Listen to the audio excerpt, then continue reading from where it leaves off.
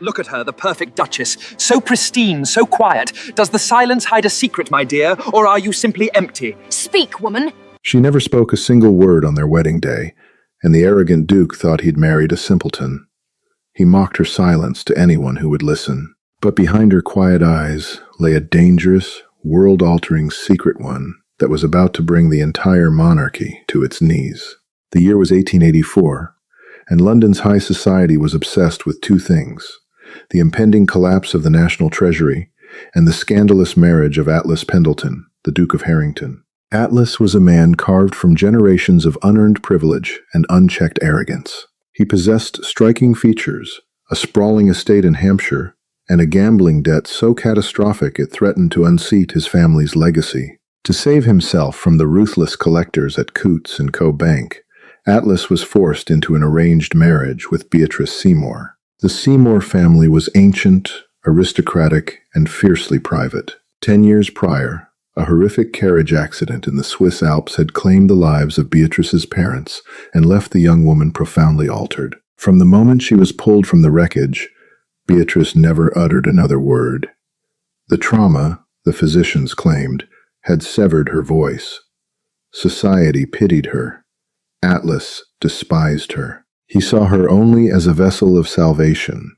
She came with a dowry large enough to placate his creditors and an ancestral estate, Ashborne Keep, nestled in the remote crags of the Scottish border. Their wedding at St. George's Cathedral was a spectacle of cold formality. When the bishop asked for her vows, Beatrice merely offered a sharp, definitive nod. Atlas's jaw tightened. At the reception, fueled by expensive champagne and a deep-seated bitterness over his compromised freedom, Atlas held court among his peers. "She is a pretty enough porcelain doll," Atlas sneered to Lord Henry Bassett and Sir Reginald Hastings, purposefully raising his voice so the words would echo across the grand ballroom, and just as empty inside. "I suppose I should be grateful. A silent wife is a rare luxury for a man of my station. I won't have to suffer her trivial opinions on politics or finance." A few courtiers laughed nervously. Across the room, Beatrice stood by a towering floral arrangement. She wore a dress of heavy ivory silk, her posture immaculate. She did not cry. She did not flee. She simply watched him. Her eyes, a piercing shade of slate gray, took in the room with the calculating precision of a general mapping a battlefield. For the first 6 months of their marriage, the Duke of Harrington treated his Duchess as an embarrassing ghost. He restricted her to the eastern wing of Harrington Manor, ignoring her presence completely, except when social protocol demanded they appear together. At dinner parties, Atlas would openly mock her condition.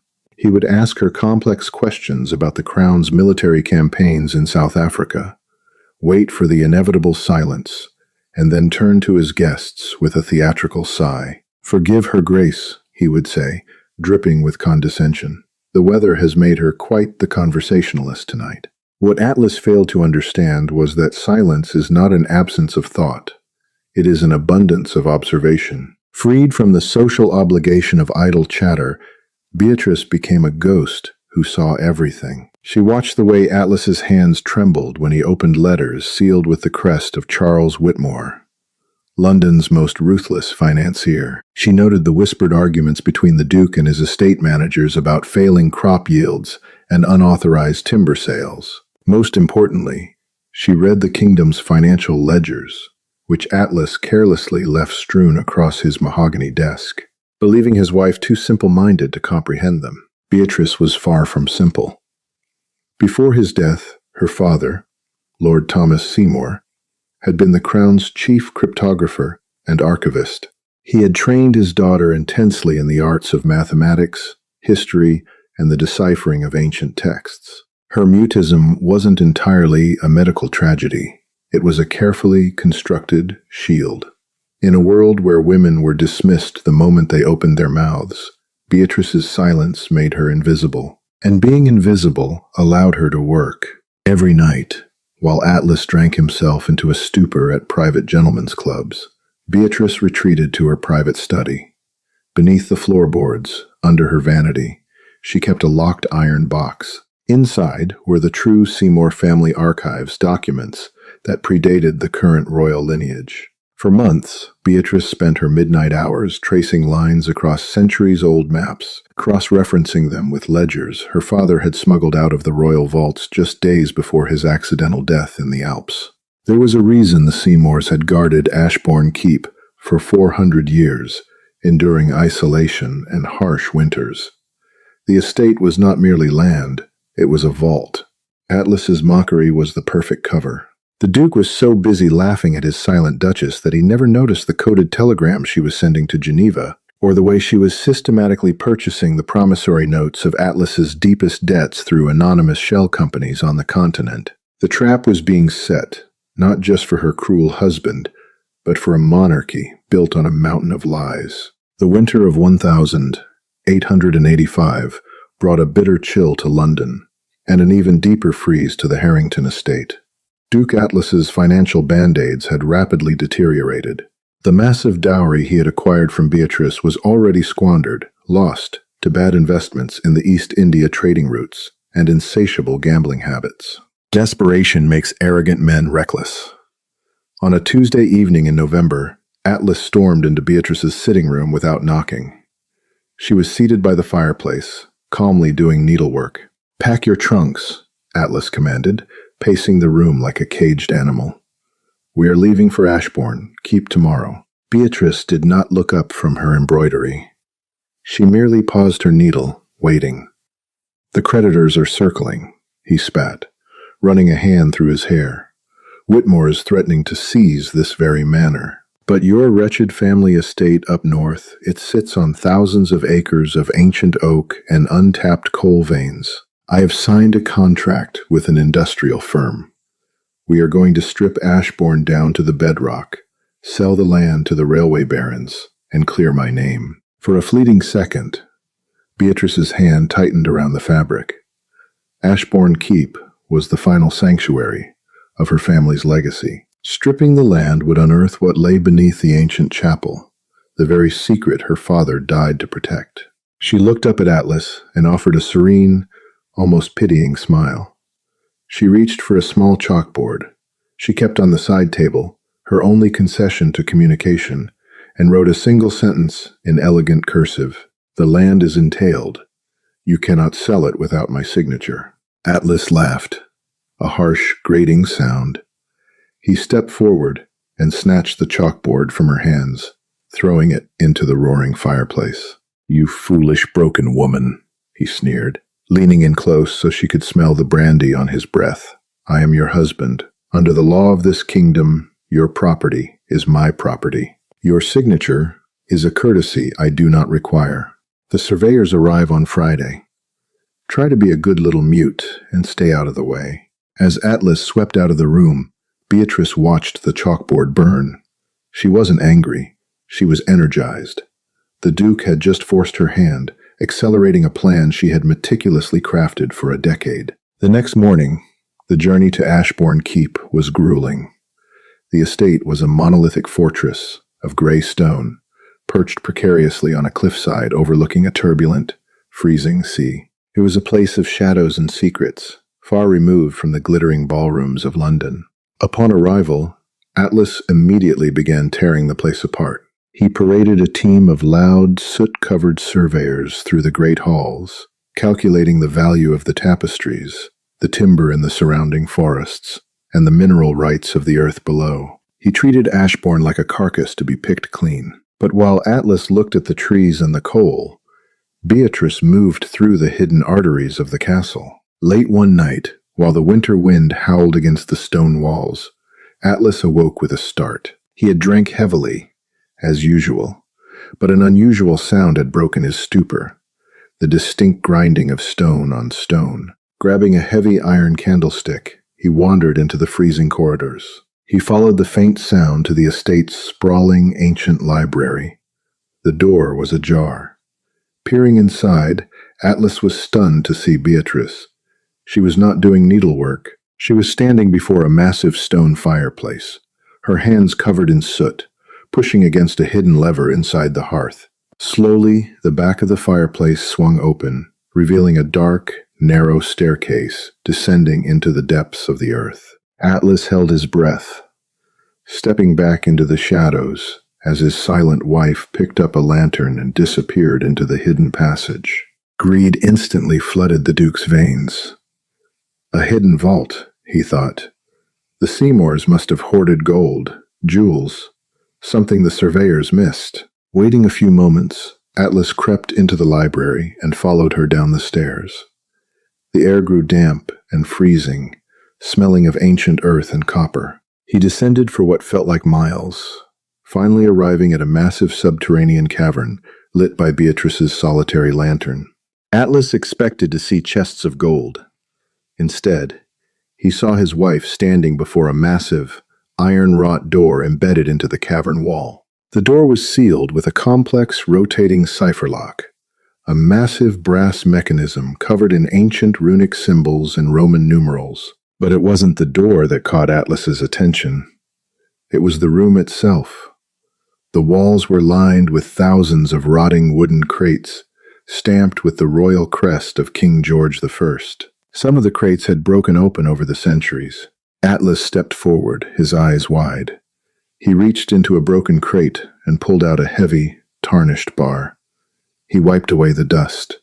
It was pure, solid gold. "Good God!" Atlas whispered aloud, dropping his candlestick. Beatrice turned around, her face illuminated by the lantern. She showed no surprise at his presence. "You hid this from me," Atlas breathed, stepping toward the mountains of wealth. This is the lost sovereign's gold. The legendary royal treasury that vanished during the Jacobite rebellion. It's been sitting under this wretched castle the entire time. He turned to his wife, a manic, triumphant grin spreading across his face. "Do you realize what this means? I am not just saved. I am the richest man in the empire. I could buy the king himself." Atlas rushed toward the iron door, placing his hands on the massive cipher lock. "What's behind this door, Beatrice? More of it? Open it. Tell me the combination." Beatrice just stood there, perfectly still. "Open it!" Atlas screamed, shaking the heavy brass dials. "You will give me the code, or so help me God. I will leave you down here to rot." Slowly, Beatrice reached into her cloak. She withdrew a small rusted iron key and held it up. Atlas lunged for it. But before he could reach her, the sound of heavy, synchronized footsteps echoed from the stone staircase behind them. Atlas spun around. Emerging from the shadows were half a dozen men in heavy woolen coats, carrying repeating rifles. Leading them was not a surveyor or a debt collector. It was Sir Reginald Hastings, the king's closest advisor and head of the Royal Secret Intelligence. "I am afraid, Your Grace," Sir Reginald said, his voice echoing coldly in the cavern, "that the Duke of Harrington will not be buying the king today." Atlas froze, his hands still clutching the bar of gold. "Reginald? What is the meaning of this? This is my property. I demand you leave my land at once." Reginald sneered, stepping aside to reveal a tall, imposing figure stepping out of the darkness. It was Charles Whitmore, the financier who held all of Atlas's debts. "You misunderstand your position, Atlas," Whitmore said, adjusting his spectacles. "You do not own this land. You do not own anything. As of yesterday morning, your debts were fully called in. When you failed to pay, your assets were seized by the primary debt holder." "You?" Atlas spat. "No," Whitmore replied softly, gesturing toward the silent woman standing by the vault. "Her." Atlas slowly turned to look at Beatrice. The docile, mute porcelain doll he had mocked for a year was looking back at him. And for the first time since their wedding day, the corners of Beatrice's mouth curled into a sharp, victorious smile. The subterranean cavern beneath Ashborne Keep was plunged into a suffocating silence, broken only by the erratic, shallow gasps of Atlas Pendleton. The lantern light flickered across the damp stone walls, casting long, monstrous shadows of the armed men surrounding him. "Her?" Atlas choked out, the words scraping against his throat like rusted iron. He dropped the gold bar. It hit the cavern floor with a heavy, sickening thud. He looked from the imposing figure of Charles Whitmore to his wife, whose delicate features were now illuminated by a terrifying, cold sovereignty. That is impossible. She is a mute, a broken-brained invalid. Charles Whitmore adjusted his spectacles, his expression entirely devoid of pity. Your Grace, arrogance is a poor substitute for intelligence. Her Grace, the Duchess, has been my most lucrative client for the better part of a year. While you were draining your family's coffers at the baccarat tables in Mayfair, your wife was orchestrating the most aggressive financial hostile takeover the London Exchange has ever witnessed. Whitmore drew a leather-bound ledger from his coat, flipping it open. To clarify your current standing, Duke Atlas, let us review the exact mechanics of your undoing. To ensure absolute transparency, Whitmore handed a summarized parchment to Atlas. The Duke's trembling hands struggled to hold the heavy vellum, which detailed a ruthless and methodical dismantling of his empire. Every debt you accrued, every reckless wager you made, was quietly bought up by shell companies operating out of Switzerland, Whitmore explained, his voice echoing in the chamber. Companies funded entirely by the hidden accounts of the late Lord Thomas Seymour. By the time you dragged her to Ashborne Keep to sell the timber, you were already living in a house she owned, wearing clothes she had paid for. Atlas's face twisted into a mask of rage and humiliation. He lunged toward Beatrice, his hands curled into fists. But Sir Reginald Hastings stepped forward, the hammer of his repeating rifle clicking back with a sharp, metallic snap. I would remain exactly where you are, Atlas, Sir Reginald warned, his tone dangerously low. You are addressing a woman who holds the economic stability of the crown in her hands. Atlas froze, his chest heaving. He stared at Beatrice, his eyes wide with a mixture of terror and disbelief. How? He whispered, his voice cracking. How could you do this? You haven't spoken a word in 10 years. Beatrice stood perfectly still. Slowly, she reached up and unclasped the heavy wool cloak from her shoulders, letting it fall to the cavern floor. She stepped forward, her slate-gray eyes locking onto Atlas's. Then she opened her mouth. Silence, Beatrice said. Her voice was raspy, carrying the gravelly weight of a decade of disuse, yet it echoed with an undeniable, aristocratic authority that made every man in the room hold his breath. Silence, she repeated, her voice growing stronger, richer. Is a weapon, Atlas. You simply lack the intellect to recognize it. Atlas staggered back, clutching his chest as if he had been physically struck. You? You can speak? I have always been able to speak, Beatrice replied, her tone dripping with glacial disdain. But the world is remarkably careless around a woman they believe is broken. You thought I was an empty vessel. In truth, I was a vault. You poured all your secrets, your weaknesses, and your treasons into me, Atlas, and I kept them all. Sir Reginald cleared his throat, stepping into the center of the confrontation. While this domestic reckoning is poetic, Duchess, we are on a strict timetable. The king is expecting a telegram before dawn. You promised us the Seymour ledger. Beatrice turned her attention to the king's advisor. I promised you access to the ledger, Sir Reginald, assuming the crown meets my terms. What terms? Atlas screamed, spittle flying from his lips. What is she talking about? Reginald, you are an agent of the king. Arrest this woman for treason. The only traitor in this cavern is you, Atlas, Sir Reginald snapped, his patience exhausted. Did you truly believe the king's intelligence network was unaware of your plan to sell Ashborne Keep's mineral rights to the Prussians? You were selling British soil to our enemies to cover your gambling debts. That is high treason. Reginald turned back to Beatrice. Show us, your grace. Prove to me that the journey to this frozen wasteland was worth it. Beatrice approached the massive iron door with the complex, rotating cipher. My father, Lord Thomas Seymour, did not die in a carriage accident, she said, her fingers grazing the ancient brass dials. He was murdered by agents of the Treasury because he discovered what I am about to show you. She began to turn the massive dials. Click, clack, Click. First dial. She aligned the runes to represent the year 1713. Second dial. She matched the crest of the Hanoverian bloodline. Third dial. She input the sequence her father had taught her before his death. With a deafening groan that shook dust from the cavern's ceiling, the heavy internal tumblers gave way. Beatrice gripped the iron handle and pulled. The heavy vault door swung open, revealing a chamber entirely devoid of gold. Instead, sitting on a single stone pedestal in the center of the room, was a beautifully preserved cedar box.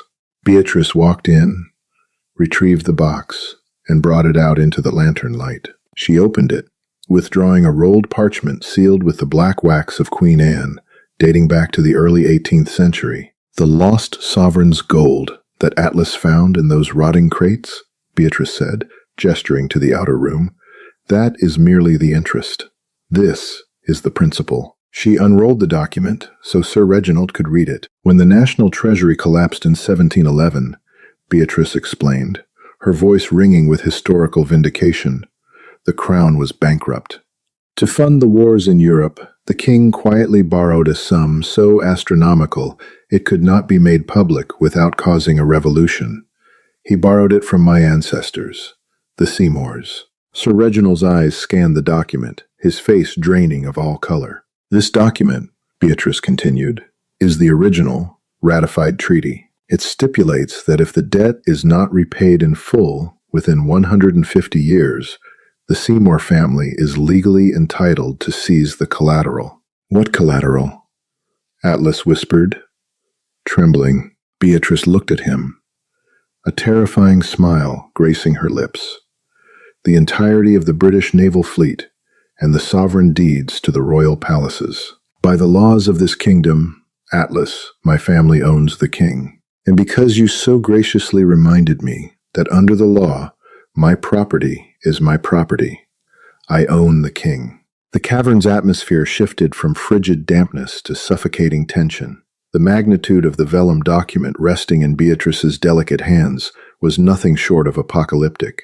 If she chose to take this ancestral treaty to the international courts, or release it to the voracious London press, the British Empire would instantly collapse under the weight of its own illegitimate solvency. Global markets would shatter, and the monarchy would face absolute ruin. Sir Reginald Hastings physically swayed. He pulled a pristine white handkerchief from his breast pocket, frantically dabbing the cold sweat beading on his forehead. "My God," Reginald breathed, his syllables trembling in the cavern air. "Duchess, Beatrice, you must understand the catastrophic nature of what you hold. If this treaty sees the light of day, there will be unprecedented ruin. The empire will fracture permanently. I am acutely aware of the geopolitical consequences, Sir Reginald," Beatrice replied. Her voice, carrying the raspy gravel of a decade's disuse, cut through the cavern like a blade. She smoothly rolled the parchment back into a tight cylinder, slipping it safely into her heavy woolen cloak. "My family has watched the crown mismanage its debts for over a century. However, I am willing to renegotiate the terms of the crown's monumental debt. In exchange for my absolute silence and the permanent surrender of this treaty to the royal archives, I require 3 things." She raised her gloved hand, ticking off her demands with cold, calculating precision. "First," she began, her slate-gray eyes locking onto the king's advisor, "I demand a full, irrevocable royal pardon for any financial discrepancies or unauthorized banking maneuvers attributed to the Seymour estate over the last century." "Granted," Reginald whispered instantly. "Second," Beatrice continued, taking a slow, deliberate step forward, "I require a permanent seat on the King's Privy Council. I will operate as the shadow governor of the National Treasury. I have spent 10 years reading the ledgers your ministers butchered. I will fix the rot they created, but I will do it entirely my way." Reginald swallowed hard, looking at the mountain of gold behind her, then back at Beatrice's unyielding gaze. He gave a single, curt nod. "Third," Beatrice said, her attention finally drifting down to the shivering, pathetic form of her husband. "The immediate public annulment of my marriage to Atlas Pendleton, and the total seizure of all his remaining titles, lands, and assets. He is to be entirely erased from the peerage. Atlas let out a guttural sob, falling heavily to his knees. The freezing stone soaked instantly through his bespoke trousers. "Beatrice, I beg of you," he wept, his aristocratic arrogance completely stripped away. "I am your husband.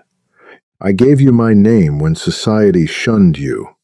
You cannot leave me with absolutely nothing." Beatrice looked down at him with terrifying, absolute indifference. "I am not leaving you with nothing, Atlas," she stated softly.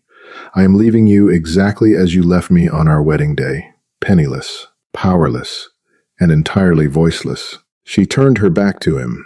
"Do we have an agreement, Sir Reginald?" "You leave the crown with no choice," Sir Reginald replied, bowing his head in deep, terrified respect. "I will dispatch an encrypted telegram to His Majesty immediately. Charles, take the prisoner." Two armed guards stepped forward, hauling Atlas violently to his feet. The former Duke of Harrington thrashed weakly, his wails echoing off the cavern walls as he was dragged away from the unimaginable wealth and out into the biting Scottish blizzard.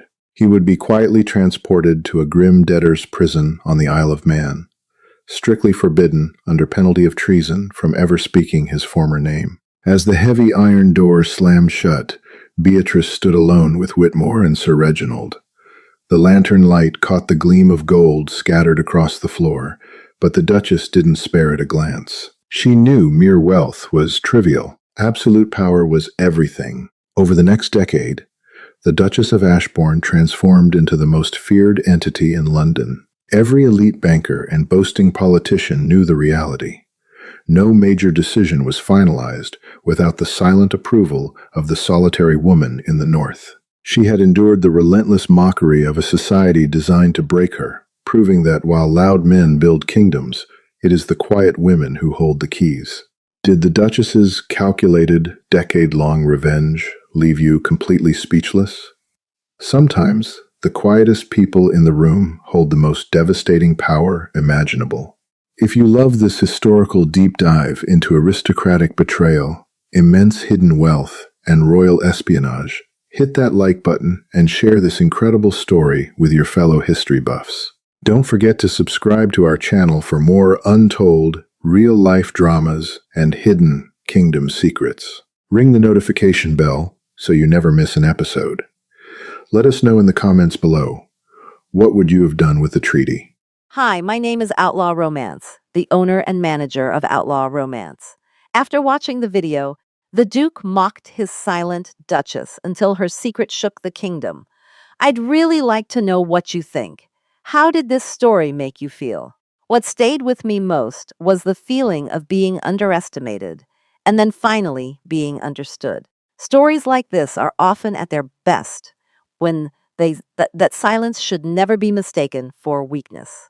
Sometimes the people who says the least are carrying the greatest strength, wisdom, or determination beneath the surface. Do you think the Duke ever truly saw the Duchess for who she was before the truth came out? And what moment in the story changed your perspective the most? I'd love to hear how you felt about the characters and the choices they made. One lesson I take from stories like this is that we should be careful about judging people based on what we think we know. In everyday life, taking the time to listen and understand others can reveal qualities we might otherwise miss. Thank you for spending time with Outlaw Romance today. If this story resonated with you, feel free to share your thoughts in the comments. And if you enjoy historical romance stories with emotional twists and unforgettable characters, a like or subscription is always appreciated.